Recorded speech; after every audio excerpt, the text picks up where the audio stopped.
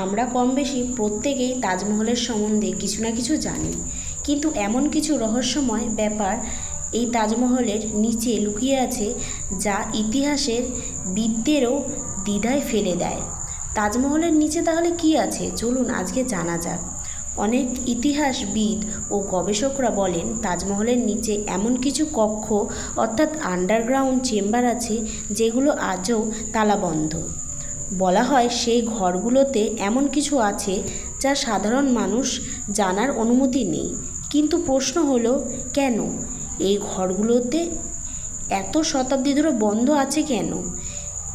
একটি তথ্য অনুসারে জানা গেছে সেগুলো শুধু আজটেকের ভারসাম্য রক্ষা করার জন্যই তৈরি। আবার অনেকে বলেন সেই ঘরগুলোয় এমন প্রাচীন হিন্দু মন্দিরের চিত্র আছে যা মুঘলরা লুকিয়ে ফেলেছেন। ভারতের কিছু গবেষক যেমন PN ওক দাবি করেছিলেন যে তাজমহল আগে আগ্রার এক প্রাচীন শিব মন্দির ছিল এবং যার নাম ছিল তেজমহলয়। তিনি বলেছিলেন শাহজাহান সেই মন্দির অধিগ্রহণ অর্থাৎ অধিকার করে তার স্ত্রীর সমাধিস্থল বানান। কিন্তু এই তথ্য ইতিহাস বিরোধী খারিজা করে দিয়েছিলেন। তাদের মতে এই কথাটি প্রমাণহীন কল্পনা, তাছাড়া আর কিছুই না। কিন্তু এখন প্রশ্ন হলো, তাহলে গোপন ঘরগুলিতে কি আছে? তাজমহলের নিচে থাকা বেশ কয়েকটি ঘরে প্রবেশ নিষেধ।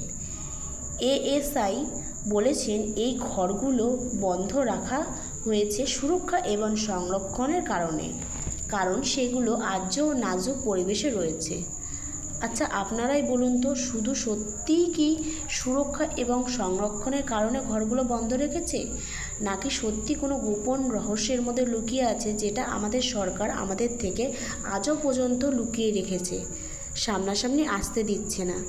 আপনারা যদি এই তাজমহলের নিচে যে ঘরগুলো আছে তার রহস্যময় ঘটনা জানতে আগ্রহ থাকেন, ইচ্ছা হয়, তাহলে অবশ্যই আমাকে কমেন্টে জানাবেন যে আমি তাজমহলের এই ঘরগুলোর উপরে নেক্সট পার্ট অর্থাৎ